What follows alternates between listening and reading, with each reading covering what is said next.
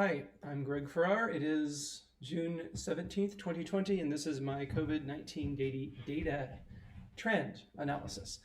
I had all sorts of technical difficulties yesterday, sound synchronization, and more importantly, some the graphs that all got graphed back to 1970 for reasons that I now understand but won't go into.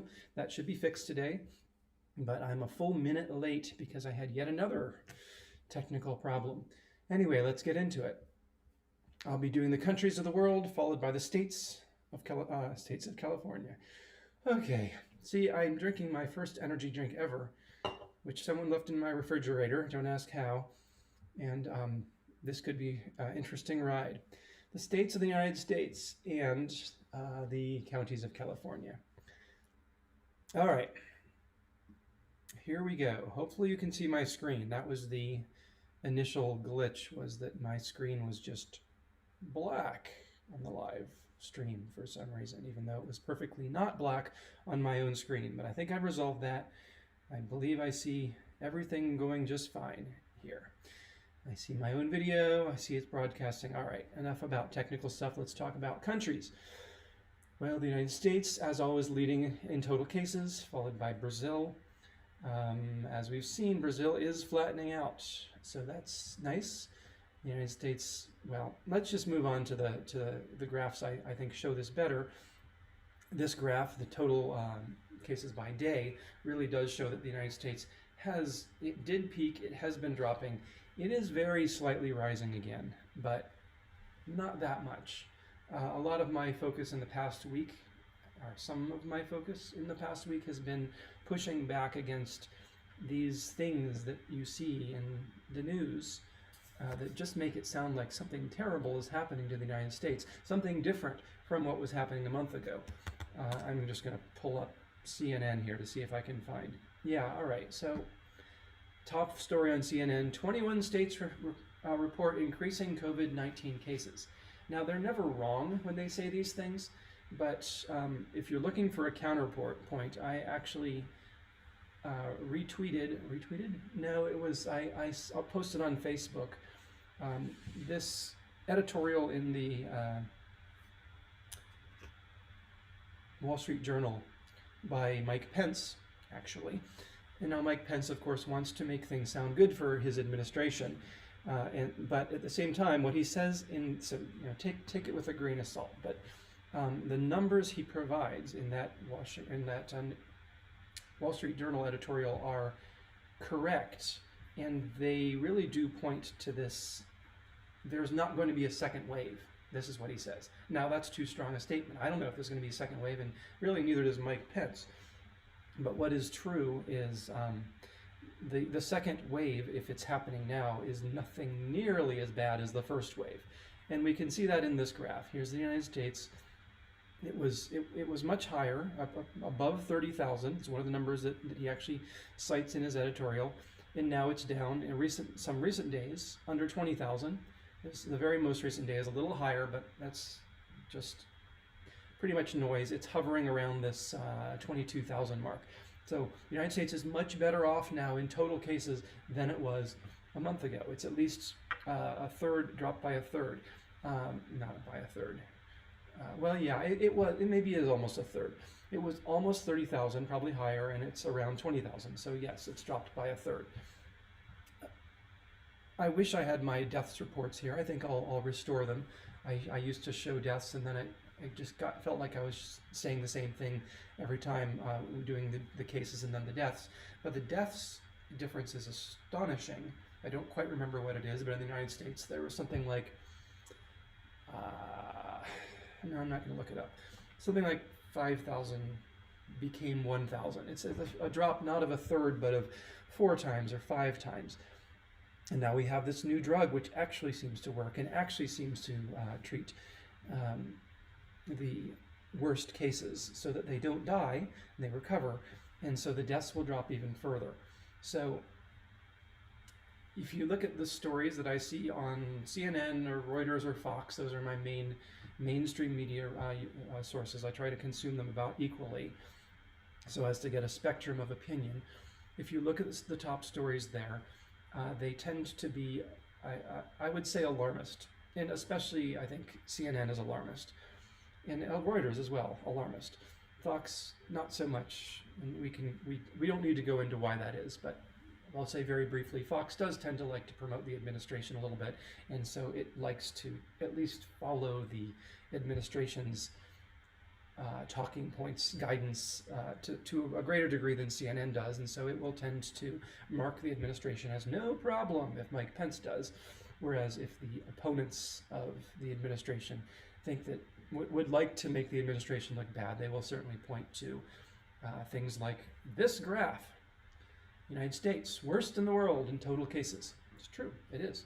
Worst in the world in total cases. None of these news outlets are providing information they know to be incorrect. In fact, they're usually providing information that is correct. And yet, you can choose what you present. And what I present generally has been more, it tends to push back against the narrative that we're all going to die. And or even the much lesser narrative that we're all going to be stuck inside for the next year. So I think, anyway, that's when we look at this particular graph, I've talked about, I actually did have a graph of the day the other day on my blog, and I could even make this the graph of the day. Just people, remember this. Remember the United States is trending downward, and this tiny upward slant, if there is one, and it looks about horizontal, but tiny upward slant is not a big deal. It is not the second coming of the pandemic. Okay, Brazil, looking a little bad in this graph. Certainly in new cases, it's outpacing the United States, has been for weeks. We will see in the rope chart, I think, probably, that it's about break even in growth, so it's actually more horizontal than this graph shows. It did have one bad day, so we'll see, but Brazil still certainly looking bad. India, it's looking a little good for a few days here. We'll see what the rope chart thinks. Seems to be leveling off, I think. Russia obviously doing better. Russia was certainly a concern for us for a while there, being a big country and one that seemed to have a fairly significant coronavirus problem, but it is getting better. Slowly getting better. Looking at it adjusted by population, though, gives us our usual Qatar on top, but look at how nicely Qatar is turning downward now. This trend line algorithm has finally really caught on to the idea that Qatar is getting better. For some weeks now, Qatar has been getting better. And so, though they have still an astonishingly high number of new cases per million, 550, we do not usually see numbers in that range. Though, as you can see, a couple are that we're getting some competition from, well, Qatar and Bahrain, really, they're in the same basket. They're neighbors. They've really got it together. So we can consider those together. Bahrain continues to rise, though, now, well, as Qatar is getting better. I don't think Bahrain is yet. Let me just check real quick. On the rope chart, actually, yeah, I stand corrected. Bahrain is now turning the corner as well, which you would kind of expect. If Qatar gets better, Bahrain will probably join. Chile, which really is the epicenter of the epicenter being Central South America. Chile really is the one that has it worst. Don't believe the stories about Brazil. Chile has got it quite badly. At 330, I generally consider 200 to be a hot spot. Chile is definitely a hot spot.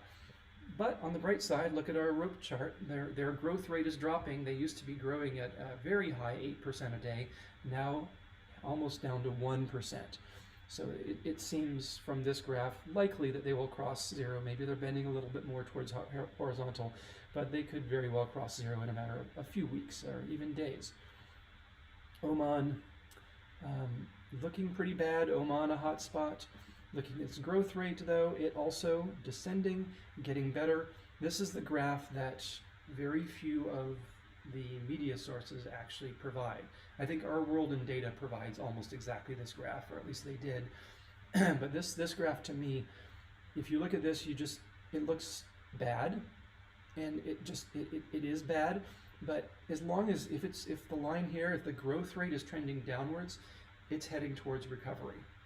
Now, we have plenty of cases where we're not heading towards recovery, where the line is heading upwards, but not so much. Actually, let's look at the top of these hottest countries. What are they doing? Qatar, long since turned the corner towards recovery. They're getting fewer and fewer cases each day. Bahrain is just now turning the corner. Chile, not so great at 1.6%, but dropping. I'm going to turn on chat again and just try to actually watch chat. I'm so bad at watching my chat. Oman, trending downward, not in new cases, because anything above 0 has more and more new cases every day. This has a 2.8% more new cases every day, so that's bad. But trending downward in growth rate, heading toward a recovery in a matter of a few weeks. Romania, about to turn the corner. Panama, this is a little less happy. It is trending very slightly downward, but 4%, pretty high growth rate.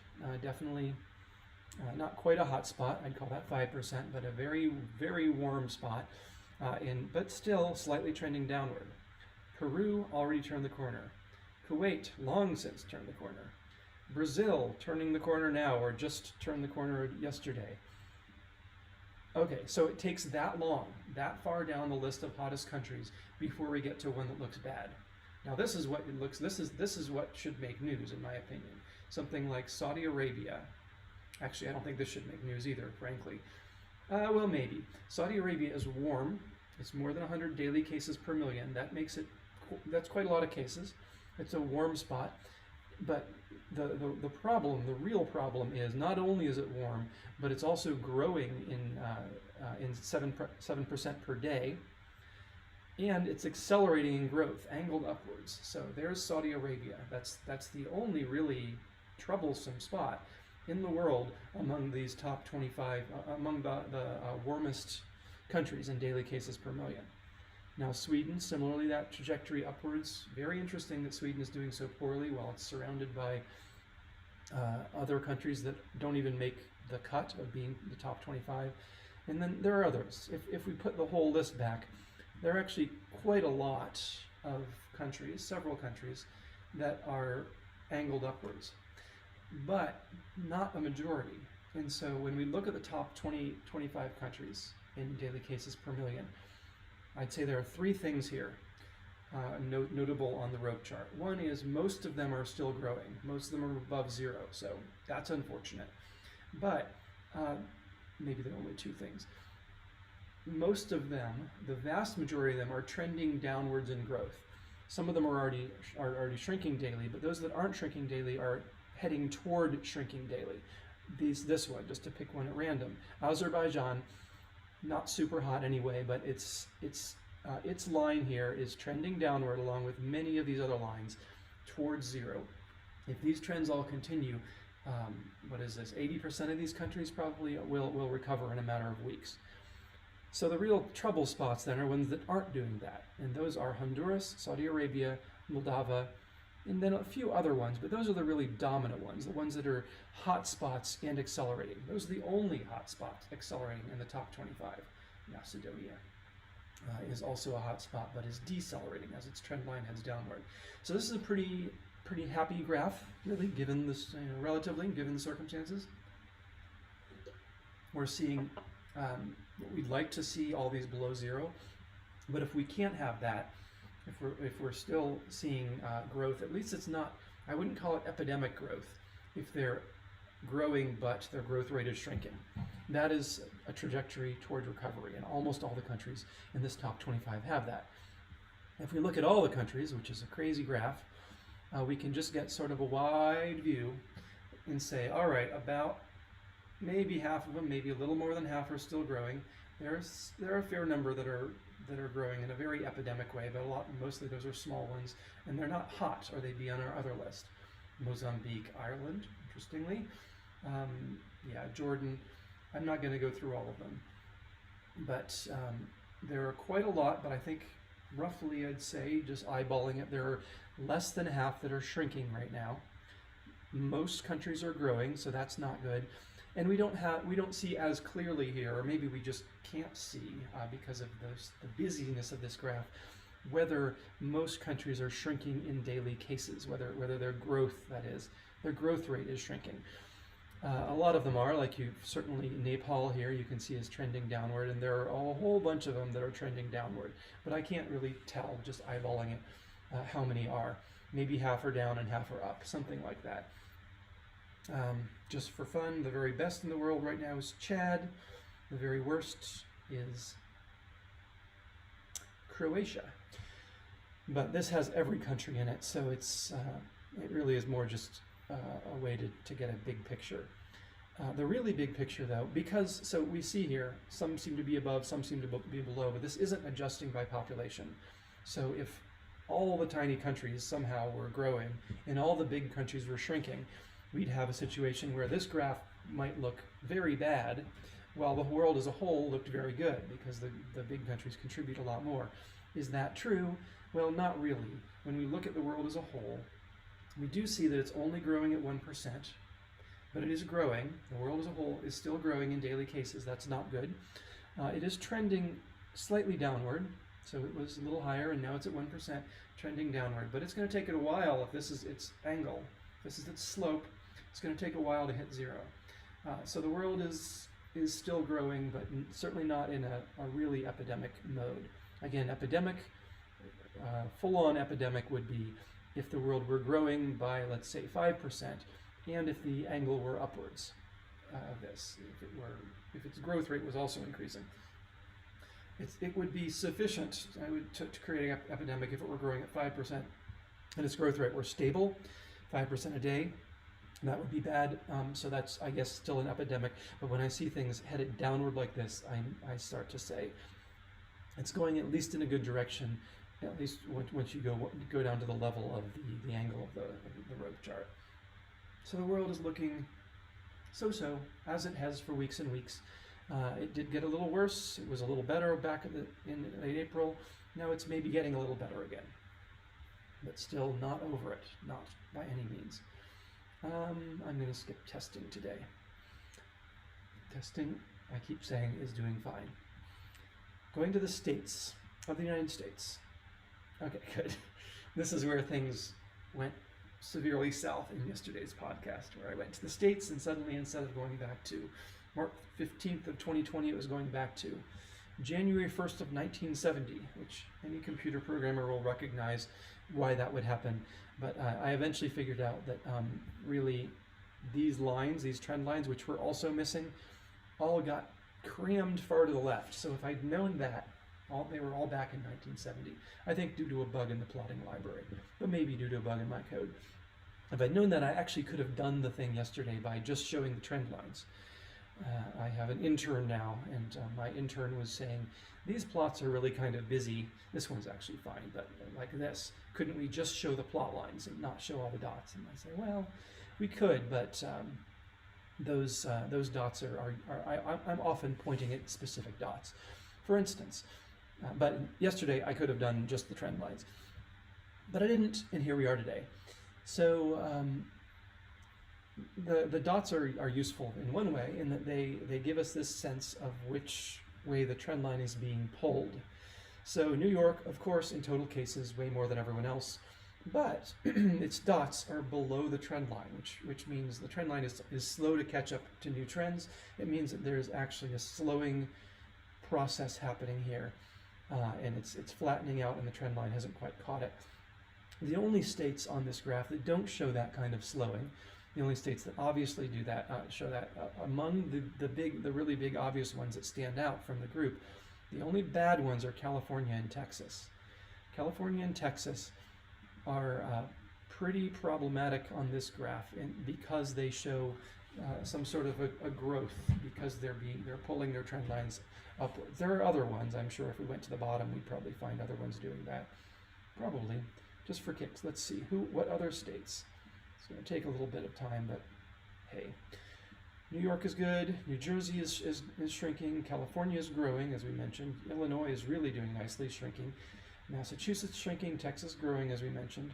Pennsylvania is shrinking. Florida is growing. There's another one.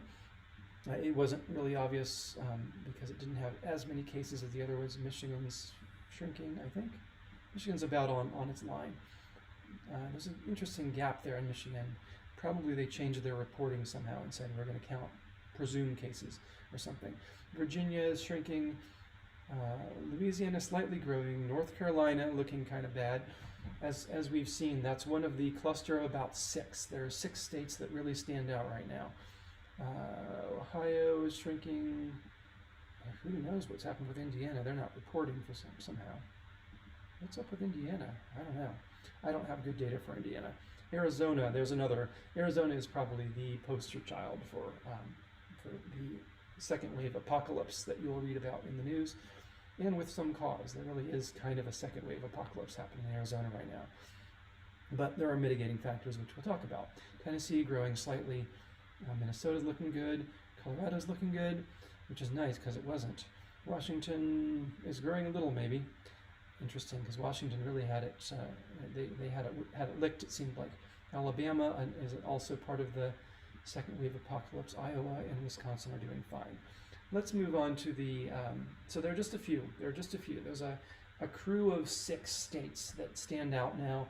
I can probably name them all from memory at this point. They're the AAA, Alabama, Arizona, and Arkansas. There's North Carolina and South Carolina. I think especially South Carolina.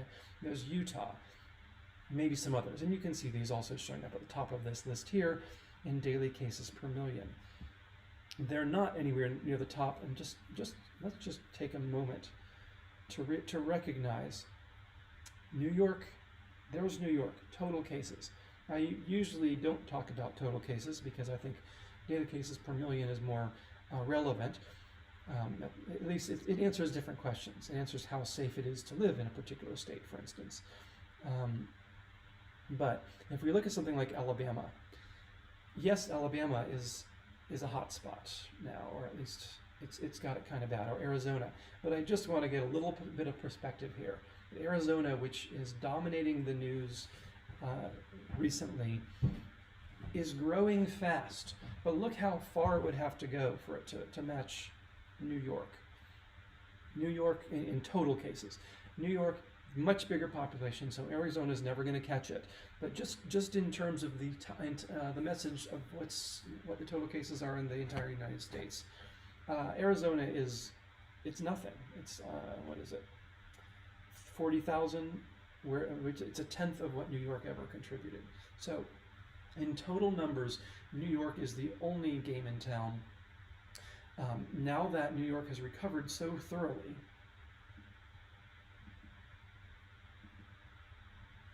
where it's now seeing 300 cases a day instead of 10,000, these other smaller states, which got the disease later, are starting to actually show up in total cases. But let's not forget, the first wave was a lot worse. Even in daily cases per million, the first wave was a lot worse. In daily cases per million, New York's peak was well over 1,000. And there's just nobody doing that. No one's anywhere near 1,000. Here's Arizona. Yes, it is the worst in daily case per million right now. But even now, it hasn't even reached 150. It's not even hot by my definition. This is my reduced definition. I used to say you had to be 500 to be hot. Lately, I've been saying, all right, maybe 200 is a better definition of hot, because some things that have gotten in that range we really have felt were hot. So arbitrary definition, still, if a hot spot is 200 daily cases per million, Arizona is nowhere near that. Nowhere near that. Well, they're nowhere near 1,000 is what I mean to say. They are coming closer every day to being a hot spot at 200. But how long would it take them to get to 1,000? This is adjusted by population. This is adjusted by population. So if the fact that New York is huge is not relevant in this case, not in this graph. This is adjusted by population. So Arizona totally can get to 1,000. There's no reason it can't. It doesn't matter how many people it has. Any place could get to 1,000. But will it? I doubt it. The trajectory now, if we were to follow this, let's just take a wild moment here and see how long would it take for it to get to 1,000. A week ago, okay, 7th to 17th. So on the 9th, According to its trend line, it was at 130. Now it's at 150. So it's doing 20 per week, growing in 20 daily cases per million per week. It would have to go 850. It'd have to be 40 weeks, 42 weeks if I've got my math right.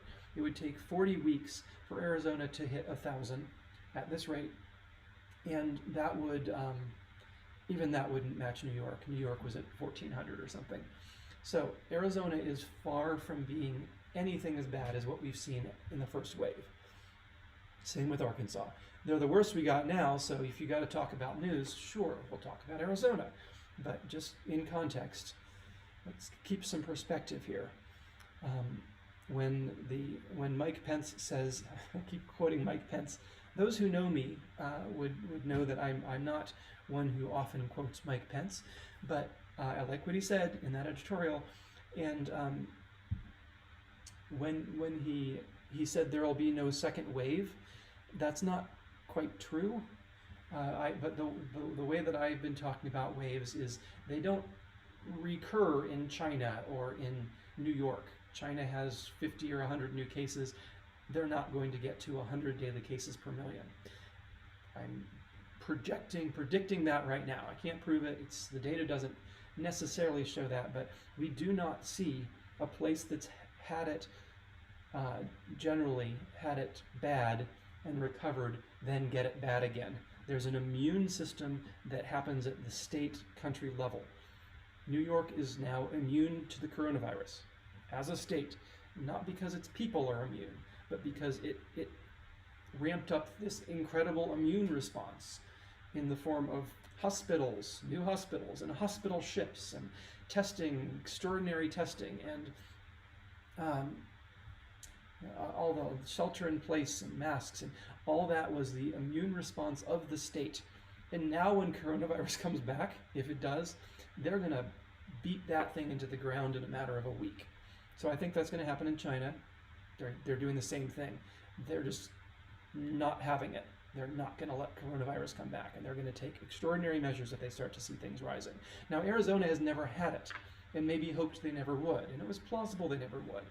And so they don't have an immune response to the coronavirus as a state in that sense. Metaphorically, Arizona does not have immunity to coronavirus. And so, yes, it's going to rise. But on the bright side, there's been a lot they've learned from New York. And in fact, New York has repeatedly expressed its willingness to send people and supplies to Arizona.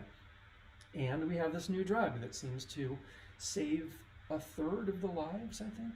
Something like a third of people who would have died don't die if you give them this steroid thing. And that's brand new, but there will be other things like that. And then eventually we'll actually have a vaccine, and that will truly immunize the state by immunizing its population in a medical sense. So Arizona is not, I say, going to reach 1,000 daily cases per million. Arkansas as well, and we'll see a little bit more what happens in the rope charts. Nevertheless, there are problems here. We have no hot spots in states, but we do have a few warm spots. By the way, this wild line here is Rhode Island. Totally over it. It has whipped it, and now it's immune. Arizona, Arkansas, North Carolina, Alabama, and Utah, and South Carolina, I guess.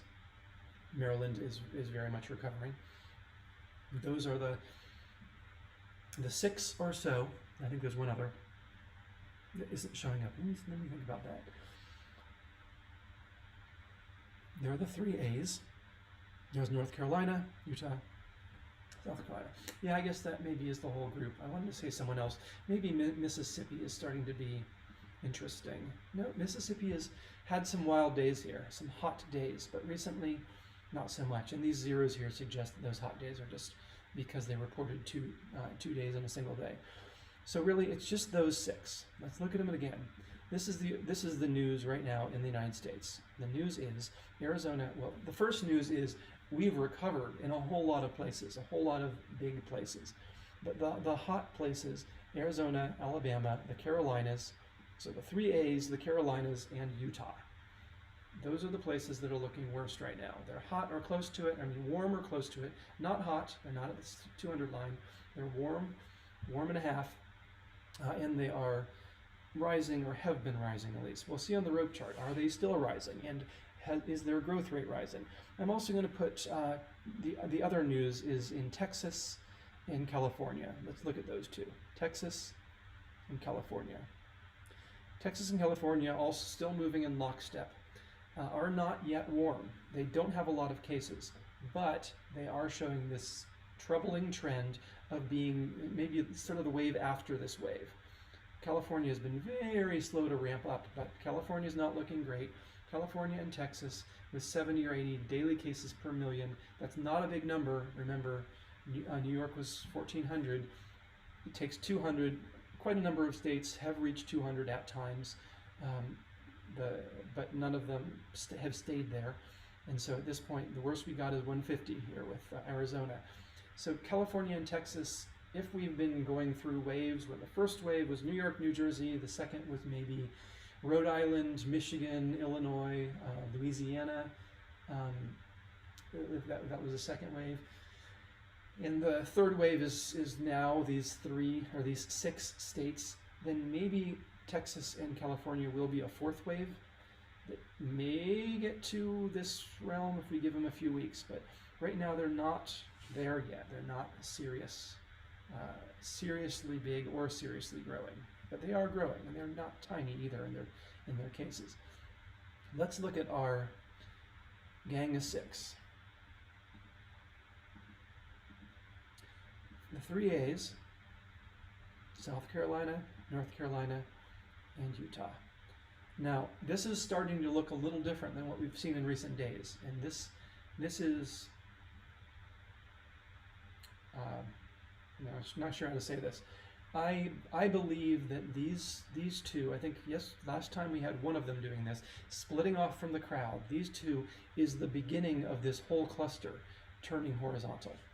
And so this is just based on what I've seen. The data does not show this right now, but based on all the graphs I've seen, I'm expecting all of these to turn horizontal. So turning horizontal again means the growth rate is no longer rising. We still have 2 or 3% new cases each day in Utah and North Carolina, which is a problem, and they're warm, which is also a problem. So still, these are notable states. But we don't have this thing where we had, I think, all 6 of them accelerating upwards in their growth rates. We don't have that anymore. And so these ones are leveling off. I wouldn't be surprised if in the next week, wouldn't be all surprised if in the next 7 days, maybe 14 days, but probably 7 days, we see all 6 of these level off in that way. Maybe not down at the 2% level, but maybe leveling off at 5% or something. So we'll keep an eye on those. But right now, these 4 are all looking pretty bad. Alabama, Arkansas, Arizona, South Carolina. All of them are warm. They have quite a lot of new cases per million relative to the rest of the country right now, and their growth rate is accelerating. A bad combination. Then really in a different world, we have California and Texas. These two, they're not as warm as the main cluster. And they're also not rising like the main cluster. They're looking more like Utah, really. Rising very slightly. Texas especially is showing a little bit more of a rise.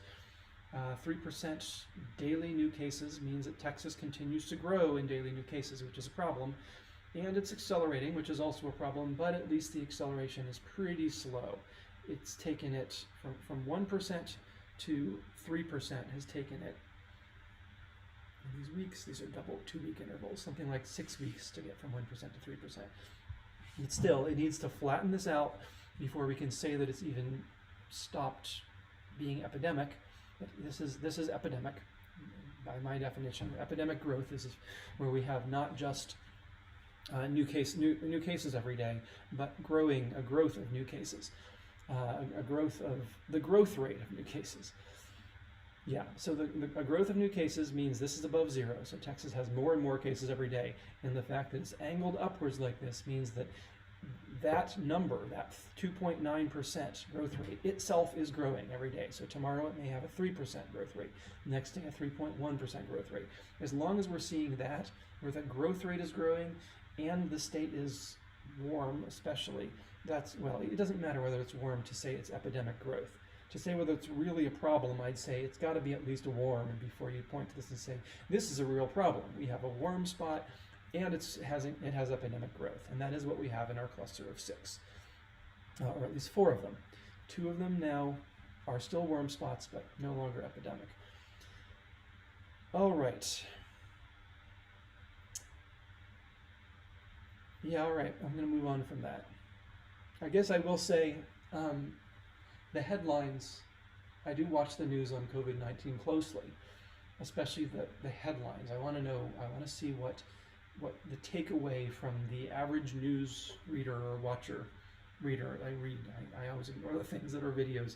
I'm mostly about reading the news, but the videos are similar. What's the takeaway from the average, it's called, let's say, the uninformed watcher of news? And we see things like, I don't know how to, yeah, let me find a good example of this. A good example might be, we don't really have a good one here, do we? Let's try Tennessee just because it's close. You might see a news story that says, Tennessee just reached a new record in daily cases.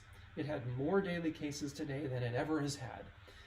And these numbers are almost invariably true. Tennessee really did see a new record in daily cases, and it will keep doing that. They could potentially do that every single day because it's growing at 1%. Now, does that mean that Tennessee is a disaster spot? No, because Tennessee is growing at only 1% and it's not getting any worse. Now, it's got to get better eventually before we can say it's over it, but it's just not newsworthy to say that any state, just by itself, if without any other context about growth rates, it's not newsworthy to say this state or this country saw more new cases today than ever before. That's not newsworthy without the context of, especially I was hoping to find a downward trending state that was above 0, but there actually aren't any. Maybe there's one if I look in the total rope chart with all of them. But generally the ones that are growing are here's, no, that one's downward trending. Puerto Rico is downward trending. Anyway, I object to that sort of news article because it feels alarmist to me because it doesn't put it in the context of, first of all, is this a hot state to begin with? So that if it had 1 case yesterday and has 2 cases now and they're the only cases it's ever had, well, yes, it has more cases today than it ever had before, but that's not interesting. That's not newsworthy. That's not indicating that this state is a particular problem or is likely to become one in the future. So this is what I'm trying to push back against here. Now these states really are newsworthy, those 4. I think the other 2 have kind of ceased to be in my world because the rope charts leveled off. But these are alarming. South Carolina, Arizona, Arkansas, Alabama, all heading upwards, strong, very large growth, accelerating, and they're warm or close to warm. So we do have a problem in those states. Texas and California, maybe it could get there, but at this point, I don't think I'd write a news article about Texas or California. Testing is great. The very worst one, Idaho, has tested almost 4% of the population. There's a lot of testing going on. That's good. Yeah, I'm going to skip over testing again. Maybe just briefly say, and this again is something that editorial talked about, almost all states, with just a very few exceptions, are now showing less than 10% positive. If they test 100 people, they get less than 10 positives, and that is good. There was also, I retweeted something. I'm not a Twitter user generally, though I've just started to get into a little bit in this COVID-19 context, but I retweeted something from that wild ex-New York Times reporter who's been ranting and ranting and ranting for weeks and months now about how this really isn't a problem. I do not support his broad thesis that this is not a problem, but he did retweet. I do watch him, and he tweeted Alex something or the other. He did tweet something about how the reason, it was someone's theory, someone who actually works in testing, saying the reason that that we're getting more new cases as people are going back to work, and they're required, like for instance my work, Joby Aviation, funder of this material, my work is requiring anyone who goes back on site to get a test. And so all sorts of people who have no reason at all to take a test, other than their work requires it, are taking a test. And that's turning up all the asymptomatic people, which, by the way, there's some evidence they don't spread strongly. The World Health Organization has said some things and then unsaid some things, so it's not clear how often asymptomatic spread really happens, and it doesn't seem like the World Health Organization is really taking a position on that, but it certainly seems plausible that asymptomatic people are not spreaders much. Anyway, the reason then that we may be seeing more cases is we're catching the asymptomatic ones because people are required to test because they have to in order to go back to work. So that may explain everything we're seeing in the United States, and if so, none of this is a problem. If that's the entire reason behind it, none of this is a problem because those people probably weren't going to spread it anyway. They were just going to have the disease and get over it. No one was ever going to know. And so all we're doing is detecting some people who are irrelevant from the spread of the epidemic perspective. So that'd be nice if that were the case. And so this email that Alex, what's his name, got from someone, it's not a study, it's not a reliable source, or it's not an unreliable source. It's just one person's opinion, but it's plausible. Okay, so I'll summarize, since I know that people jump off at this point. Some people do. I will summarize. Let me just go back to the countries. I often need to go back to the countries to summarize. The world as a whole continues to grow. That's not good. Growing new cases. A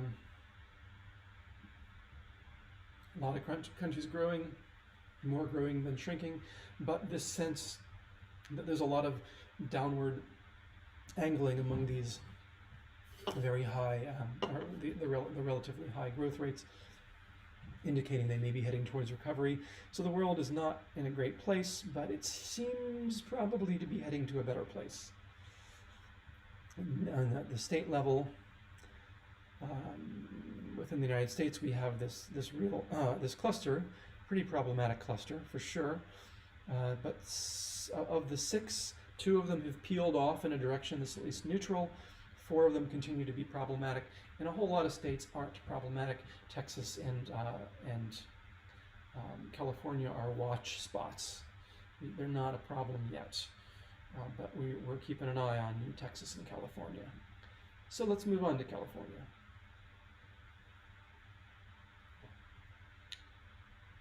So, in total cases, Los Angeles, as always, the big winner. Now, Riverside keeps showing its face as someone who might be a problem. Riverside, when we see dots above the trend line, we should worry, because that indicates acceleration. You may recall that, which graph was it? Was it the states? I think so, yeah. The states graphs, all the big states were showing trends below. Their dots below their trend line. California and Texas being, I guess, the exceptions. But we see a lot of dots above the trend line here, a lot of suggestion that many counties are accelerating. We'll see that much better in other graphs. But Riverside, in particular, in total cases, I don't spend a lot of time on total cases, but it is pulling into a fairly solid second place at this point, followed by San Diego, Orange, and San Bernardino, and we see Alameda and Imperial, which has been so dominant in our discussion. Small county, but just ridiculously high in its daily cases per million. Imperial, it's kind of amazing that a county of, I think, 180,000 could even appear with the likes of, what is the population of Alameda? Alameda County population. Yeah, 10 times as many. Alameda has 1.7 million in population. Imperial has 180,000, I think. And so it's amazing that they've got the same number of daily cases. that just really underscores how bad it is in Imperial. If you're thinking of moving to a county of California, I recommend it not be Imperial at this time. Looking at the daily cases per million, you can see all these dots up here. Imperial and also Kings. Kings is the Imperial wannabe. It's much below in daily cases per million, but it has dots that are in the thousands, 2,500, even a fairly recent one at 800. That's a very high number of daily cases per million. Zooming in so we take out some of those really high dots. Imperial certainly still just blowing the doors off everything in terms of daily cases per million, with 800 daily cases per million. If you were watching the earlier podcast, or the earlier part of this live stream, you will recall that we pretty much couldn't find a state above 150. And we can absolutely compare counties and states and countries on this metric because it adjusts for population. So Imperial has got it way worse than any state currently does. Not as bad as New York had it. New York was at 1,400, but New York's got it about as bad as anyone we ever see. And Qatar is kind of like Imperial as well, a small place with 800 daily cases per million. So Imperial, I spend a lot of time on it just because it's such an outrageous outlier, but it is small and it doesn't contribute a lot of cases total. But still, wow. Kings also. Los Angeles. This is certainly the alarming thing on this graph. The other ones, Kings, population of Kings County. I looked this up before, but I've forgotten. Also small, similar, 150,000. Los Angeles population is 10 million. It's 100 times or 60 times more than Kings County or Imperial. And yet, in daily cases per million, adjusted by population, it's kind of in the same ballpark almost. It's at 140. That makes it a warm spot. A warm spot of that size is really it's really contributing cases to the total. So this is why we see Los Angeles as the only thing on this graph, because though it's certainly lower in daily cases per million, it has so many more millions than those two that to have a number like this and something that size is really a bad thing. So Los Angeles, and not obviously showing signs of receding. Let's look at the rope chart though. Notice Imperial is pretty much crossing zero now. It's had several recent good days, and it is actually that's 1%. Yeah, this has got. I was thinking the scale was narrower. It's still got a. I'm going to zoom in. It's got a fair. Actually, that really does show it better. It's still got a real growth rate, 1%. That makes it a growth warm spot, but just barely. It's just turning the corner towards not being a growth warm spot, and it looks like in a week it'll be turning towards negative growth, which is good. So it's probably going to peak at 600-700 on the trend line, and then it'll go back down, maybe even 400 or 500, because the trend line gets pulled farther. The peak of the trend line gets pulled farther and farther down. So its peak cases are in the thousands, but the average, the trend will be averaged more around 400 or 500. Very hot, but finally, Imperial is getting better. You can see it right there. Kings already got better in some sense. At least it's turned the corner towards shrinking. So our two hot spots, this one, especially Kings, is looking very good with a shrinking daily cases, shrinking 1% a day. It'll probably be more as this continues. We'll probably see it 2-3% shrinkage since this trend is pointing downwards. Kings not quite as good, still growing, but just barely at 1% and trending towards recovery. Then there's Riverside. So Riverside really is problematic right now. This is exactly what we don't want to see. Riverside has a daily growth of about 5%, and it's accelerating. So this is epidemic growth we were talking about earlier in this live stream. Riverside growing fast, accelerating. Not good. Los Angeles looking much better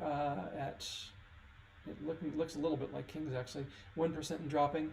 Los Angeles has just been hovering right around 1% for a while. If it's dropping just barely. So that's kind of good. It could be a lot worse. It could, if it's graph like Riverside, I'd really be worried, because we'd be seeing tons and tons of cases, and the total cases number coming out of Los Angeles. Looking at this graph overall, it's a pretty sad sight. Here's the zero line. Only of the warm states, warm counties, only Kings is shrinking. Every other county is growing. I guess maybe, well, I don't know. I don't think I believe what we're seeing here from Mendocino. It's all zeros. So we'll probably just take that out. Every other county is growing. Some of them are starting to turn downwards, and I think just a couple days ago, 3-4 days ago, I think almost all these were also pointed upwards, so at least we have growth, but downward trend on growth. So this may be the beginning of California pulling out of its tailspin. But again, if it does pull out of its tailspin now, it never got very bad in California. It never exceeded 100. It was at 60 or 70, I don't remember. Maybe we'd even look at the numbers, but 65 comes to mind as California's DCPM. I think it's 75 now, maybe, but it never exceeded 100. And I think there's a pretty good chance, seeing these lines start to bend downward, that we're going to see all of them start to bend downward, and California will actually peak in a few weeks. It'll take a while for all of these to bend downward and then hit zero, which would have California peaking. But it's nice to see some of them at least heading downward, not quite as bad graph as it's been.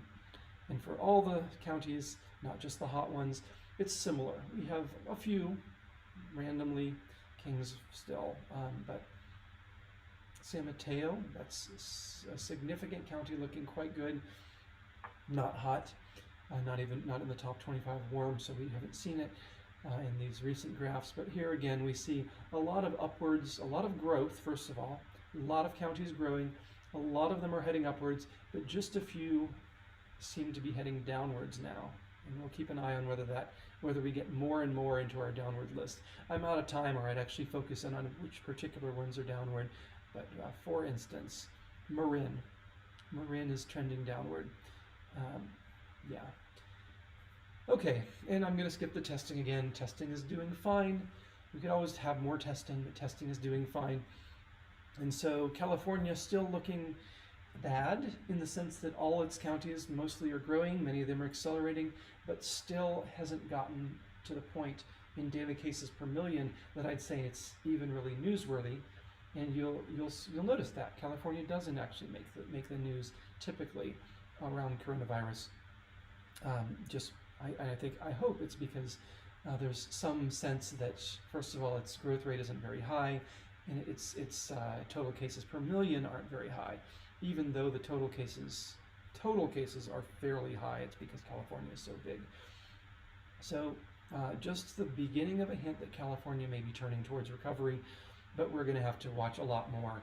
Certainly the graphs right now with all those upward slanting lines above zero is not a sign that California is currently recovering, just the faintest hint that it might be headed there. If so, I think we'll see more, and we'll see in just a couple days. In the next live stream, we'll see more and more counties turning downward. So I already summarized the world in the states. Summary of California, not good, but not enough cases yet to really be worried, and some hope for recovery. That's the news. I'm Greg Farrar. Actually, I'll check my chat just once. No one chatted. Good. I often ignore my chat, but I always want to be listening to it, but then I go on and check the population of some county and I lose my chat window. I should just use a different window. Anyway, that's the news. Thanks for watching.